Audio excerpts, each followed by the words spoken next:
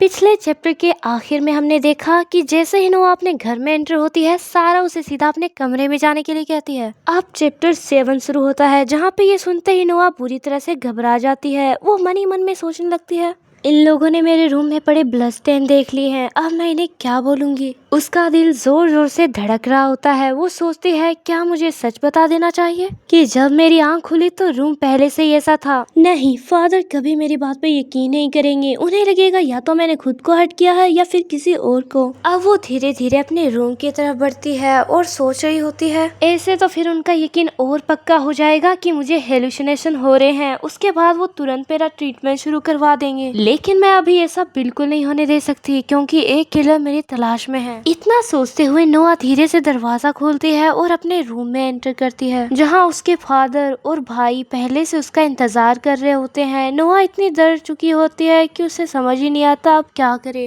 तभी अचानक पीछे से लिंडा का हाथ आता है और वो उससे बोलती है, सब ठीक हो जाएगा, बस मुझ पर यकीन रखो। अब नोआ के फादर उससे पूछते हैं, तुम लगातार 2 दिन से मेरी परमिशन के बिना घर से बाहर जा रही हो, इस बार क्या बहाना है। नोआ चुपचाप खड़ी रहती है। तभी जॉन गुस्से में चिल्लाता है, कुछ तो बोलो, आखिर तुमने किया क्या है, हर जगह इतना खून क्यों है। लॉर्ड मेयर्स उसे चुप करा देता है और फिर नोआ की तरफ देखकर कहता है, एक खून से भरा हुआ ब्लैंकेट छुपा हुआ मिला और तुम बिना कुछ बताए फिर से गायब हो गई। क्या तुम्हें नहीं लगता कि हमें इसका जवाब मिलना चाहिए। नोआ जवाब देती है, मुझे अबनॉर्मल यूटेराइन ब्लीडिंग हुई थी, अचानक बहुत ज्यादा ब्लीडिंग शुरू हो गई थी, इसलिए मैंने गायनेकोलॉजिस्ट से अपॉइंटमेंट ली थी। मैं नहीं चाहती थी कि आप सब मेरी वजह से परेशान हो। लेकिन जॉन तुरंत उसकी बात काट देता है और कहता है, झूठ मत बोलो, तुम्हें फिर से हेलुसिनेशंस हो रहे हैं, है ना। तुमने खुद को चोट पहुंचाई होगी। क्या तुमने खुद को कट कर लिया है, दिखाओ। तो सारा बीच में आकर जॉन को रोक लेती है और कहती है, वो बीमार है, प्लीज ऐसा मत करो। जॉन कुछ बोलने लगता है तो उसका फादर बीच में बोलता है, नोआ, डॉक्टर बस थोड़ी देर में आ रहे हैं, फिर पता चल ही जाएगा कि तुम सच में बीमार हो या तुम्हें हेलुसिनेशंस हो रहे हैं। डॉक्टर का नाम सुनते ही नोआ काफी परेशान हो जाती है। तभी उसका फादर उसके पास आकर कहता है, अगर ये साबित हो गया कि तुम वाकई बीमार हो तो मैं तुम पर शक करने के लिए माफी मांग लूंगा, लेकिन अगर तुमने मुझे धोखा दिया तो फिर दोबारा कभी ये मत सोचना कि तुम इस घर से बाहर जा पाओगी। इतना कहकर वो वहाँ से चले जाते हैं और नोआ और भी ज्यादा परेशान हो जाती है। अब कुछ देर बाद का सीन दिखाया जाता है, जहाँ बारिश हो रही होती है और वो डॉक्टर उनके घर पहुँच जाता है और हमें इस डॉक्टर का चेहरा नहीं दिखाया जाता है। अब वो डॉक्टर नोआ से सवाल करना शुरू कर देता है और पूछता है, सुना है तुम बाहर गई थी, कितनी देर के लिए। नोआ जवाब देती है, लगभग आधा दिन। फिर डॉक्टर सवाल करता है, कहाँ गई थी। तो नोआ कहती है, सिटी में गायनेकोलॉजिस्ट के क्लिनिक गई थी और उसके बाद पास वाले पार्क में। डॉक्टर अगला सवाल करता है, लास्ट बार तुम्हें आवाजें कब सुनाई दी थी। नोआ कहती है, मैंने रिसेंटली कोई आवाजें नहीं सुनी। डॉक्टर कुछ सोचता है और कहता है, ठीक है। उसके बाद वो नोआ के फादर से कहता है, क्या मैं आपसे अकेले में बात कर सकता हूँ। उसका फादर नोआ को बाहर भेज देता है। बाहर आकर नोआ सोचती है, मैंने वही बोला जो लिंडा ने मुझे बताया था, लेकिन क्या डॉक्टर मान जाएगा कि मुझे हेलुसिनेशन नहीं हो रहे। वो डॉक्टर हमेशा मेरी कंडीशन को बहुत ध्यान से समझता था। तभी सारा और डेनिस उसके पास आते हैं। सारा पूछती है, सेशन कैसा रहा, तुमने मुझे बताया क्यों नहीं कि तुम बीमार हो, अगर बताते तो मैं भी हॉस्पिटल चलती। वो नोआ का हाथ पकड़ के कहती है, नोआ, मुझे तुम पर पूरा भरोसा है, इसलिए प्लीज अगर कोई भी बात हो तो मुझसे जरूर शेयर करना, ओके। नोआ बस चुप रहती है। तभी रूम का दरवाजा खुलता है। डॉक्टर बाहर आकर नोआ से कहता है, अगर तुम्हें दोबारा आवाजें सुनाई देने लगे तो अपने फादर को जरूर बताना। फिलहाल मुझे नहीं लगता कि तुम्हें हेलुसिनेशंस हो रहे हैं। ये कहकर वो वहाँ से चला जाता है। सारा खुश होकर कहती है, मुझे पता था, कितनी रिलीफ वाली बात है। लेकिन नोआ बस चुपचाप खड़ी होकर कुछ सोचती रहती है। अब रात का सीन दिखाया जाता है। सब डिनर टेबल पर बैठे होते हैं। जॉन कहता है, फादर, वहाँ इतना ज्यादा खून था कि डेनिस की स्लीपर तक उसमें भीग गई थी। इसका मतलब यह है कि सिर्फ बेड ही नहीं, पूरा फ्लोर खून से भर गया था। लेकिन उसका फादर शांत रहकर कहता है, डॉक्टर उसकी कंडीशन हमसे ज्यादा बेहतर समझता है। अगर उन्होंने कहा है कि नोआ को हेलुसिनेशन नहीं हो रहे तो वही सच है। जॉन फिर भी कहता है, लेकिन सिर्फ एक नजर देख के उन्हें इतना सब कैसे पता चल गया। तभी नोआ वहाँ जाती है तो वो चुप हो जाता है। सारा खाना परोसते हुए बोलती है, मैंने आज नई डिश बनाई है, मेरी सिस्टर भी जल्दी आने वाली है, इसलिए प्रैक्टिस कर रही थी। उम्मीद है तुम्हें पसंद आएगी। लॉर्ड मेयर्स नोआ से पूछते हैं, क्या तुम्हें हॉस्पिटल में एडमिट होना पड़ेगा या सर्जरी की जरूरत है? कोई सीरियस बात तो नहीं है ना? तो नोआ जवाब देती है, नहीं, इतना सीरियस कुछ नहीं है। डॉक्टर्स ने कहा है कि मेडिसिन और थोड़ा रेस्ट करूंगी तो मैं ठीक हो जाऊंगी। तो उसका फादर कहता है, ये तो अच्छी बात है और अब से जब भी तुम्हें जरूरत पड़े तुम बिना किसी के रोक टोक के हॉस्पिटल जा सकती हो। ये सुनते ही जॉन फिर से गुस्से में बोल पड़ता है, आप नोआ को अकेले घर से बाहर नहीं जाने दे सकते। लेकिन लॉर्ड मेयर्स उसे चुप करा देते हैं और कहते हैं, नोआ को हेलुसिनेशन नहीं हो रही, इस बार गलती हमारी थी। जॉन बस गुस्से से नोआ की तरफ देखता रहता है लेकिन कुछ नहीं कहता। अब थोड़ी देर बाद का सीन दिखाया जाता है। बाहर बारिश हो रही होती है। नोआ घर के दरवाजे बंद कर रही होती है और सोचती है, डॉक्टर को कुछ पता नहीं चला, जबकि पहले वो मेरी कंडीशन तुरंत समझ जाते थे। क्या मैं सही कर रही हूँ? मेरा पूरा परिवार मेरी बातों पर भरोसा कर रहा है। क्या लिंडा की बात मानकर उनसे झूठ बोलना सही है? फिर वो खुद को संभालते हुए कहती है, नहीं, मैं कमजोर नहीं पड़ सकती। अगर मेरा ट्रीटमेंट शुरू हो गया तो मैं कुछ भी नहीं कर पाऊंगी और किलर कभी भी मेरे सामने आ सकता है। इतने में ही दरवाजे किसी से मुझे किसी आदमी की परछाई नजर आती है। वो एकदम से घबरा जाती है और पीछे मुड़ के देखती है, पर वहाँ पर उसका भाई जॉन खड़ा होता है। जॉन नोआ से पूछता है, तुम यहाँ क्या कर रही हो? नोआ जवाब देती है, मैं बस चेक कर रही थी कि घर के सारे दरवाजे ठीक से लॉक हैं या नहीं। जॉन कहता है, लेकिन पहले तुमने ऐसा कभी नहीं किया। तो नोआ बोलती है, बस उस मर्डर केस के बाद से थोड़ी टेंशन हो रही है। जॉन कुछ नहीं बोलता। तब नोआ कहती है, मैं अब सोने जा रही हूँ, तुम भी जाकर रेस्ट कर लो। जैसे ही वो जाने लगती है, जॉन उसे रोककर पूछता है, क्या तुम मुझसे नफरत करती हो? नोआ को कुछ समझ नहीं आता कि वो क्या बोल रहा है। तो जॉन बोलता है, शायद करती होगी, क्योंकि मैं हमेशा तुम्हें इस घर में बंद रखने की कोशिश करता हूँ, लेकिन मेरे पास कोई और ऑप्शन नहीं है। प्लीज इतना समझने की कोशिश करो कि मैं ये सब तुम्हारी भलाई के लिए कर रहा हूँ।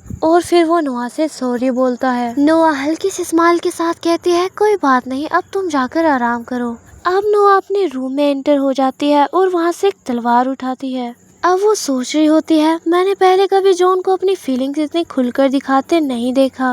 वो तलवार लेके अपने बेड पर बैठ जाती है और सोचती है, मैं अपनी पूरी फैमिली को कितनी तकलीफ दे रही हूँ और ये सब उस कातिल की वजह से हो रहा है। अगर वो ना होता तो लिंडा नहीं मरती और ना ही मुझे अपने परिवार से झूठ बोलना पड़ता और ना ही हर वक्त इतना डरा हुआ रहना पड़ता। जब तक मेरे पास कोई पक्का प्रूफ नहीं आ जाता तब तक मैं ना पुलिस को कुछ बता सकती हूँ और ना ही मेरी फैमिली को। पर फिलहाल मुझे बस आज की रात सरवाइव करनी है। मुझे पूरा यकीन है कि किलर दोबारा जरूर आएगा, क्योंकि उसे मालूम है मैं कहाँ रहती हूँ।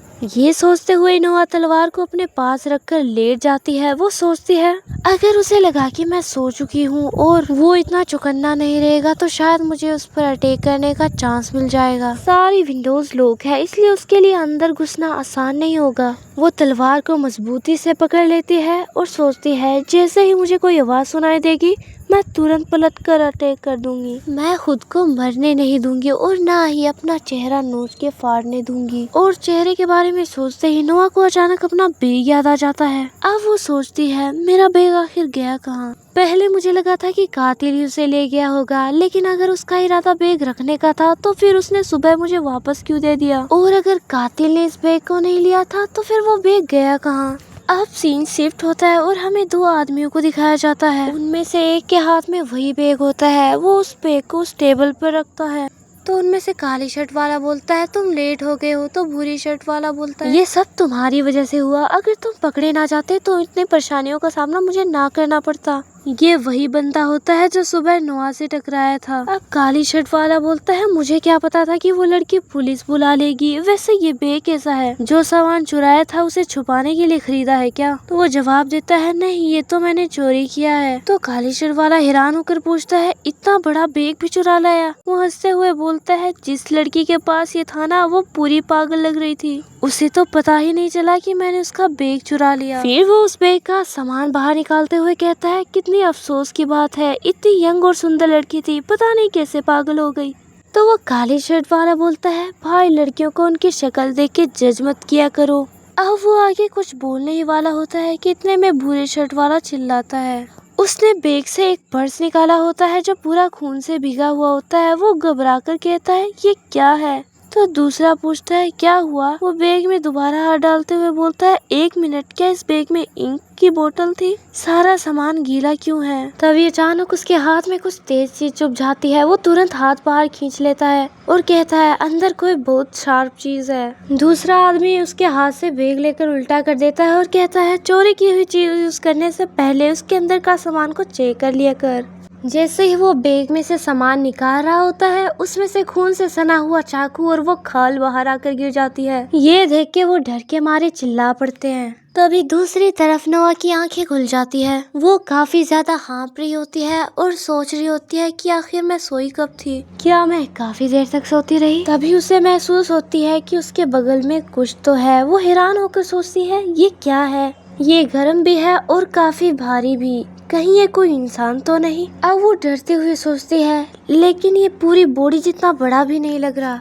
वो डरते डरते लैंप की तरफ हाथ बढ़ाती है और लाइट ऑन कर देती है। लाइट जलते ही वो देखती है कि उसके पास डेनिस आराम से सो रहा होता है। तभी उसे याद आता है कि उसने डेनिस से कल प्रॉमिस किया था, इसी वजह से वो यहाँ आया है। वो उसे ठीक से सुलाकर उसे कंबल उठा देती है और धीरे से कहती है सॉरी डेनिस, आंटी अपना प्रॉमिस पूरा नहीं कर पाई। उसके बाद वो फिर से तलवार हाथ में ले लेती है और बोलती है अच्छी बात है कि किलर अभी तक नहीं आया, मुझे सुबह होने तक जागते रहना होगा। दिन निकलते ही घर में सब लोग उठ जाएंगे। इतने लोगों के बीच किलर के लिए अंदर घुसना मुश्किल होगा। फिर हमें सुबह का सीन दिखाया जाता है। नोआ की आंखें खुलती है और वो सोचती है क्या मैं फिर से सो गई थी? वो अपने पास देखती है, डेनिस वहाँ नहीं होता। तो नोआ सोचती है लगता है डेनिस पहले ही उठ गया होगा। वो बेड से उठते हुए सोचती है सब कुछ पहले जैसा ही है ना? क्या वो किलर नहीं आया? ये सोचते हुए नोआ फिर वहाँ से चली जाती है। अब नेक्स्ट सीन में हम देखते हैं नोआ नीचे आती है तो सारा उससे पूछती है क्या तुम अच्छे से सो पाई? तो नोआ मुस्कुराकर जवाब देती है हाँ बिल्कुल, और तुम?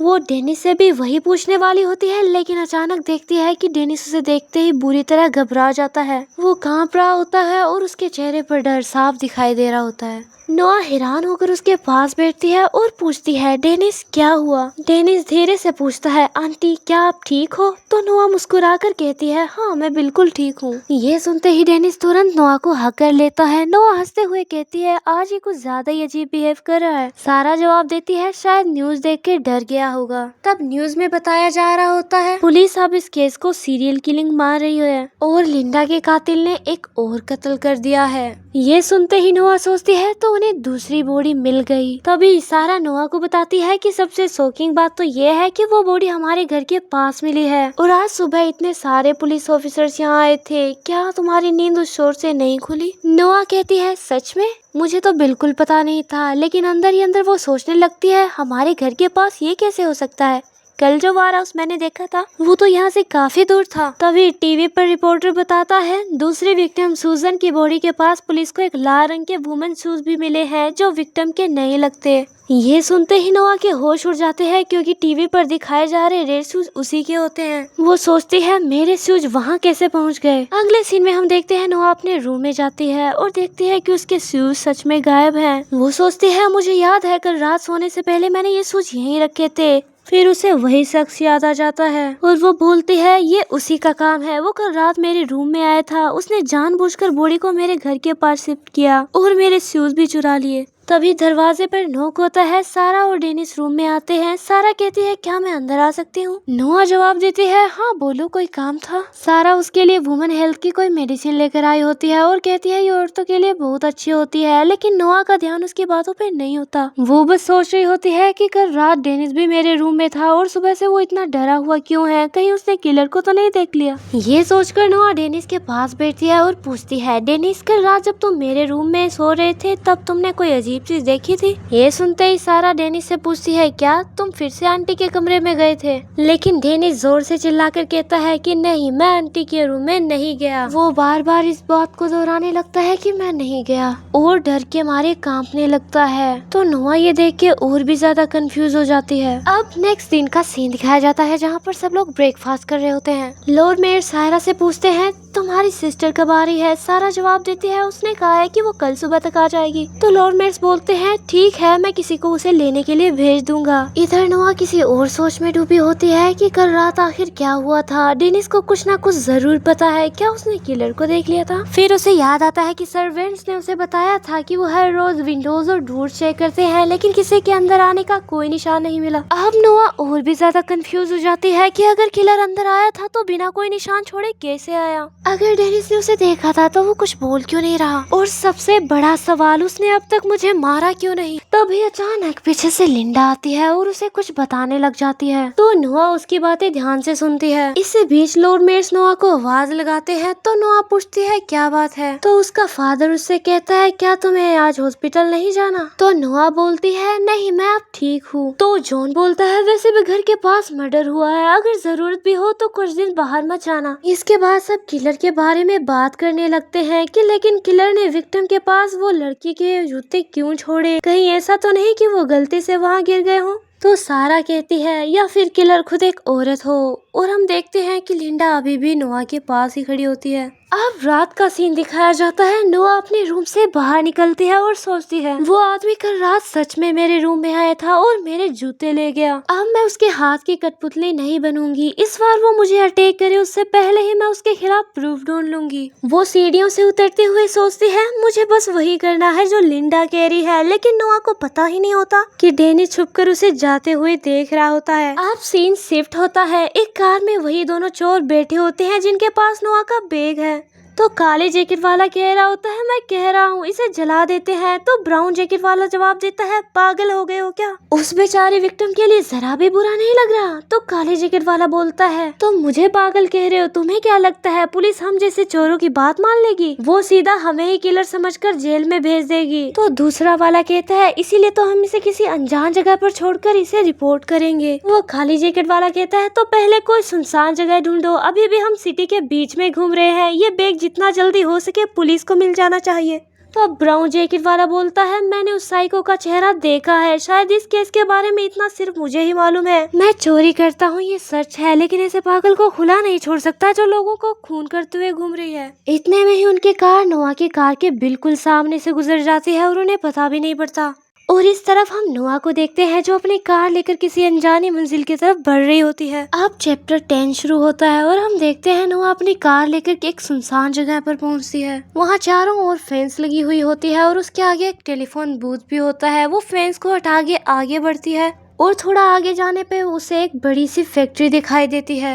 अब वो हमें बताती है कि लिंडा ने बताया था कि किलर अपना सारा सामान यहीं पे छुपाता है। नोआ खिड़की से अंदर घुस जाती है और मन ही मन कहती है मुझे यहाँ से कोई ना कोई प्रूफ जरूर मिलेगा। वो अपनी टॉर्च ऑन करती है और कैमरा निकालती है और सोचती है मेरे रूम में घुसने का बदला मैं लेकर रहूंगी। तभी उसे साइड की तरफ से हल्की सी आवाज सुनाई देती है। वो देखती है कि कोने से लाइट आ रही है। नोआ तुरंत अपनी टॉर्च बंद कर देती है और धीरे धीरे उस तरफ बढ़ने लगती है। वहाँ एक कमरा होता है जिसका दरवाजा पहले से ही थोड़ा सा खुला हुआ होता है। जैसे ही वो अंदर झांकती है वो एकदम दंग रह जाती है क्योंकि उसके सामने किसी इंसान की मुर्दा लाश पड़ी हुई होती है। ये देख के वो बहुत ज्यादा घबरा जाती है और पीछे जाके गिरती है। नोआ बुरी तरह कांपने लगती है और सोचती है लिंडा सच कह रही थी। वो खुद को संभालती है और अपना कैमरा बाहर निकालती है। वो सोचती है मुझे इसकी फोटो लेनी होगी, बस ये एक फोटो ही सबको मेरी बात पर यकीन दिला देगी। उसके हाथ इतने कांप रहे होते हैं कि कैमरा संभालना भी मुश्किल हो रहा होता है, लेकिन फिर भी वो हिम्मत करके फोटो ले लेती है।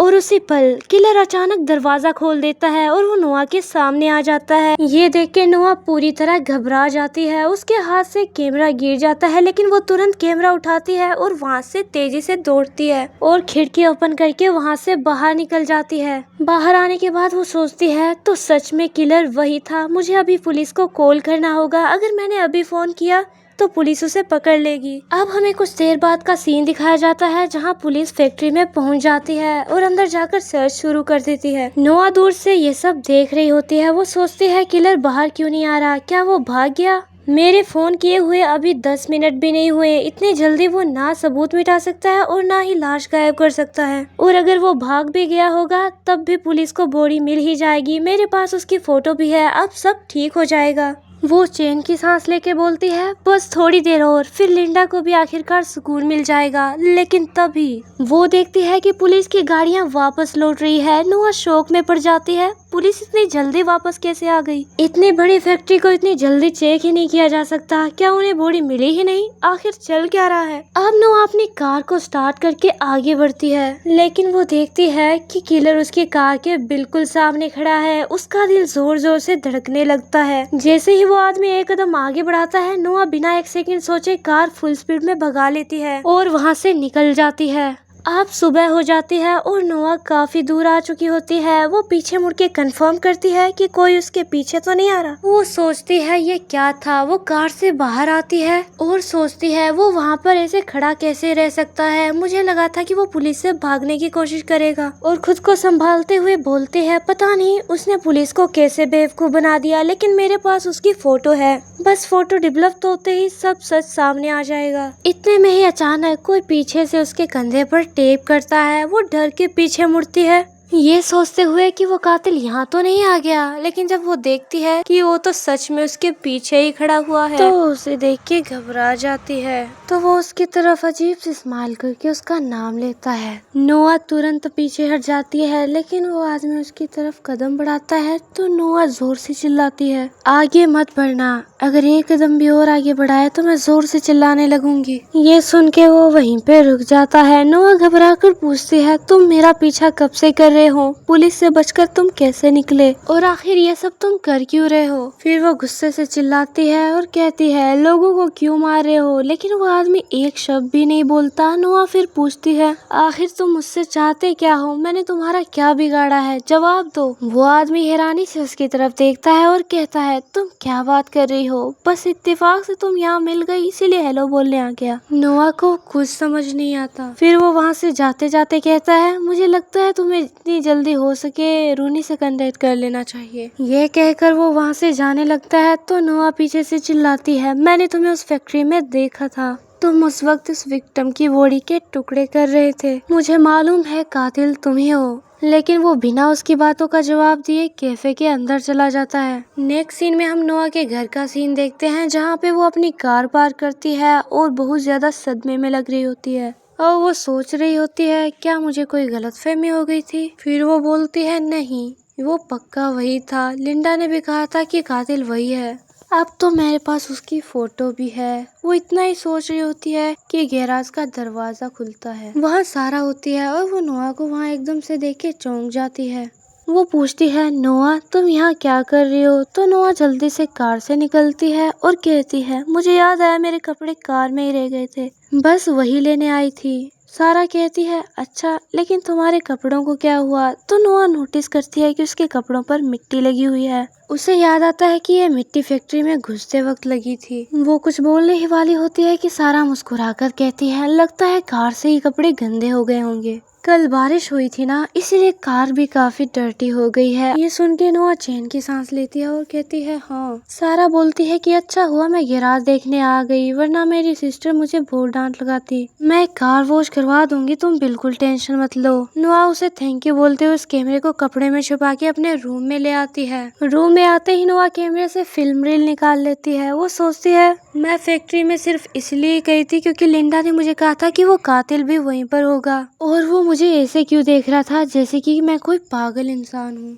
अब वो कुछ सोचती है और फिर कहती है, नहीं, कातिल वही आदमी है। और वो कैसे बर्ताव कर रहा था जब मैंने सेकेंड विक्टिम को ढूंढ लिया था, और जिस दिन उसने मेरे जूतों को पॉइंट आउट किया था उसके अगले दिन ही वो गायब हो गए थे। कातिल वही आदमी है क्योंकि लिंडा ने ऐसा कहा है। वो फिर सोचती है, वो बस मेरे साथ माइंड गेम्स खेल रहा है, जब फोटो देख लूंगी तब सारा सच सामने आ जाएगा। तभी रूम का दरवाजा नॉक होता है और नोआ जल्दी में वो रील को टेबल पर रख देती है और कहती है, अंदर आ जाओ। लेकिन वो रील गिर के बेड के नीचे चली जाती है। नोआ वो देख लेती है और उसे निकालने की कोशिश कर रही होती है कि सारा रूम में आ जाती है। वो पूछती है, नोआ तुम ये क्या कर रही हो? तो नोआ कहती है, बस एक चीज गिर गई थी। सारा बोलती है, फोन पर एक जेंटलमैन तुमसे बात करना चाहते हैं, उन्होंने अपना नाम रूनी बताया है।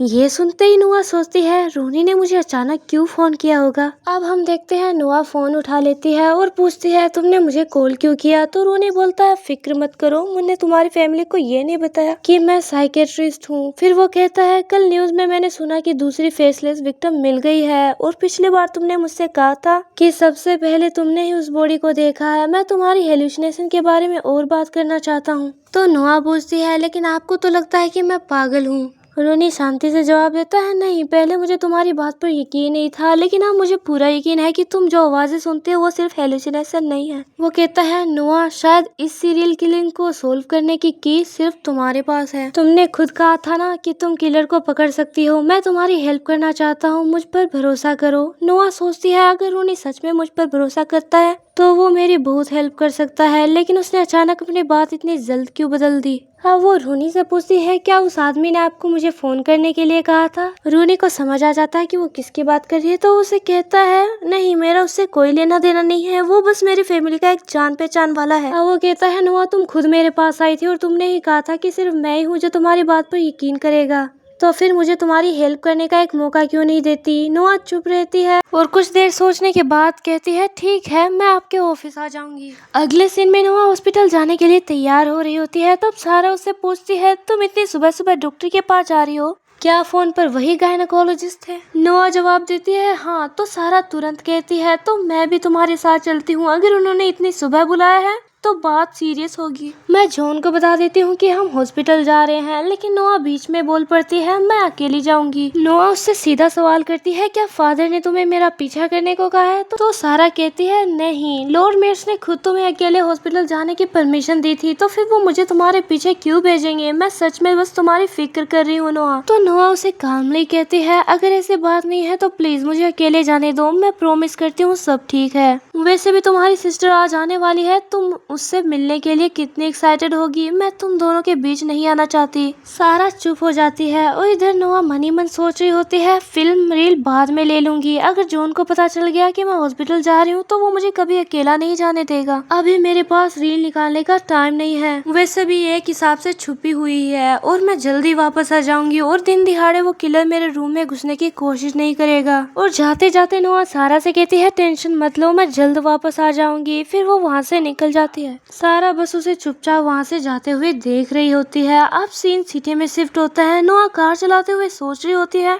अगर रूनी का किलर से कोई कनेक्शन होता तो लिंडा मुझे जरूर बता देती। वैसे भी वो आदमी रूनी का कोई करीबी नहीं लग रहा था। फिर डॉक्टर रूनी ने अचानक मेरी बात पर यकीन क्यों कर लिया, क्या सिर्फ इसलिए क्योंकि कल दूसरी विक्टिम की बॉडी मिल गई। शायद रूनी को भी समझ आ गया है कि लिंडा सिर्फ मेरी इमेजिनेशन नहीं है। अब कुछ देर बाद नोआ हॉस्पिटल पहुंच जाती है। अंदर जाते हुए वो सोचती है अगर रूनी मेरी बात मान गया तो बाकी लोग भी उसकी बात पर भरोसा करेंगे क्योंकि वो डॉक्टर है और मेरे पास जो फोटो है और रूनी की टेस्टिमनी, उसके बाद पुलिस भी मेरी बात मान लेगी। फिर हम उस किलर को पकड़ लेंगे। नोआ डॉक्टर रूनी के ऑफिस में पहुंचती है। रूनी मुस्कुरा कर कहता है इतनी सुबह तुम्हें यहाँ बुलाने के लिए सॉरी, प्लीज बैठ जाओ। नोआ बैठ जाती है तो रूनी कहता है और उस दिन मैंने तुम्हारे साथ जो रूड बिहेवियर किया था उसके लिए भी सॉरी। उस दिन तुम्हारी बातें सुनकर मैं इतना ज्यादा शॉक हो गया था कि तुम्हारी बात ढंग से सुन ही नहीं पाया। फिर वो क्लैरिफाई करता है कि जैसे मैंने फोन पर भी कहा था मेरा उस आदमी से कोई खास रिलेशन नहीं है। तो नोआ उसे बीच में रोक के कहती है कोई बात नहीं। तो रूनी मुस्कुरा कर कहता है समझने के लिए शुक्रिया। तो चलो उस दिन की बात को फिर से शुरू करते हैं। तुमने बताया था कि हमारी पहली मीटिंग के अगले दिन सुबह तुम्हें अपने रूम में एक चाकू और दूसरे विक्टिम का चेहरा मिला था और अगले दिन जब तुम उस आवाज के पीछे गई तो तुम्हें दूसरी विक्टिम की बॉडी मिली। सही कह रहा हूँ ना। फिर वो बोलता है पहले बार ये सब सुनकर मुझे लगा था तुम हेलुसिनेशन का शिकार हो, लेकिन कल की न्यूज देखने के बाद मुझे समझ आ गया कि तुम झूठ नहीं बोल रही है। मतलब उस विक्टिम का चेहरा वाकई तुम्हारे रूम में था। न्यूज के मुताबिक पुलिस को वो अभी तक नहीं मिला है। अब वो चेहरा कहाँ है। तो नोआ सीधा सवाल करती है डॉक्टर क्या आपको लगता है कि जो आवाज मैं सुनती हूँ वो सच में रियल है। तो रूनी कुछ पल के लिए चुप हो जाता है और फिर कहता है मैंने इससे मिलता जुलता एक केस एकेडमिक पेपर में पढ़ा था। एक इंसान को रोज सुबह अपने आसपास छोटे छोटे बदलाव दिखने लगे। कभी उसका रूम साफ होता था जबकि उसे याद ही नहीं होता था कि उसने सफाई की हो। कभी रेडियो बंद करने के बाद भी चालू मिलता था। तो नोआ बीच में बोलती है लेकिन इसका मेरी बात से क्या लेना देना। तो रूनी कहता है प्लीज पहले मेरी बात पूरी सुन लो। अब वो बताता है कि वो इंसान अकेला रहता था और उससे लगता था कि कोई उसके घर में घुस रहा है। उसने पुलिस तक बुला ली थी लेकिन बाद में पता चलता है कि घर में कभी कोई आया ही नहीं था। ये सब उसकी दूसरी पर्सनैलिटी कर रही थी जिसकी कोई याद उसे नहीं रहती थी। इस कंडीशन को मल्टीपल पर्सनैलिटी डिसऑर्डर कहते हैं, जिसमें एक ही इंसान के अंदर अलग अलग पर्सनैलिटी होती है। नोआ परेशान होकर कहती है, आप कहना क्या चाहते हैं? रोनी पूछता है, क्या तुम्हारे साथ कभी ऐसा हुआ है कि तुम्हें कई घंटों की मेमोरीज बिल्कुल भी याद ना हो? ये सुनते ही नोआ एकदम शॉक हो जाती है। उसे याद आता है कि कई बार उसे भी याद नहीं रहता था कि वो कब सोई थी, लेकिन वो ये बात रोनी को नहीं बताती। अब रोनी उससे कहता है, तुमने कहा था कि किलर तुम्हारे रूम में आया, चाकू और विक्टिम का चेहरा छोड़ गया, लेकिन अगर किलर वाकई तुम्हारे रूम तक आ गया था तो उसने तुम्हें जिंदा क्यों छोड़ा, जबकि लिंडा और दूसरी विक्टिम को उसने बिना हिचकिचाहट के मार दिया था? उसके ये सारे सवाल सुनकर नोआ काफी घबरा जाती है। रोनी आगे बोलता है, और तुम हर मर्डर के बारे में सबसे पहले कैसे जान लेती हो, और दूसरी विक्टिम के पास वुमन शूज क्यों मिले? नोआ के चेहरे पर पसीना आ जाता है। रोनी धीरे से कहता है, किलर ने वो शूज वहाँ नहीं रखे थे, बॉडी को घसीटते वक्त वो खुद ही गिर गए थे, है ना नोआ? नोआ अपने चेहरे को हाथों से ढक लेती है और डरते हुए बोलती है, मुझे कुछ समझ नहीं आ रहा। रूनी उसके पास आकर बैठ जाता है और उससे कहता है, नोआ मुझे पता है ये सब एक साथ समझना बहुत मुश्किल है। मैं ये नहीं कह रहा कि तुमने किसी का मर्डर किया है, लेकिन हो सकता है तुम्हारी दूसरी पर्सनैलिटी ने ये सब किया हो। जिसे तुम लिंडा की आवाज समझ रही हो, वो असल में तुम्हारी दूसरी पर्सनैलिटी हो सकती है जो तुमसे बात करने की कोशिश कर रही है। मल्टीपल पर्सनैलिटी डिसऑर्डर में हर पर्सनैलिटी का नेचर अलग होता है। हो सकता है कि तुम किसी को नुकसान पहुंचाना ही नहीं चाहती हो, लेकिन तुम्हारी दूसरी पर्सनैलिटी चाहती हो। मैं तुम्हारी हेल्प करूंगा, लेकिन तुम्हें अपनी उस पर्सनैलिटी को और लोगों को हट करने से रोकना होगा। प्लीज मुझ पर भरोसा करो और जो कुछ भी तुम्हें याद है सब बता दो। नोआ, दूसरी विक्टिम के पास जो शूज मिले थे वो तुम्हारे ही थे। और तभी हम देखते हैं कि रूनी ने टेबल के नीचे एक लिसनिंग डिवाइस छुपाया होता है और उसके जरिए दूसरे कमरे में बैठे बहुत सारे पुलिस ऑफिसर्स उनकी बातें सुन रहे होते हैं। और ये चैप्टर यहीं पर एंड हो जाता है।